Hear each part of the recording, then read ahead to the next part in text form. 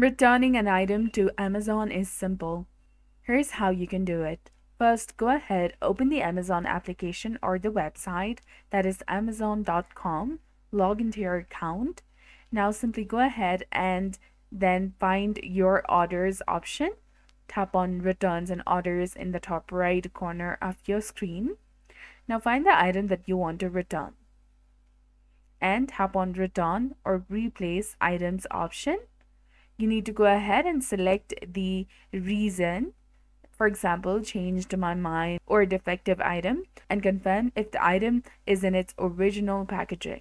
Choose your refund method, back to your original payment or as Amazon gift card, and then tap on continue and review the drop off options, example UPS store, Kohl's or Amazon or Whole Foods.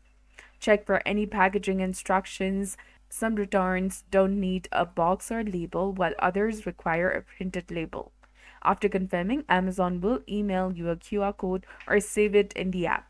Bring your item and the QR code printed or on your phone to the chosen drop-off location, and the associate will scan the QR code and you will receive a confirmation email once your refund is processed.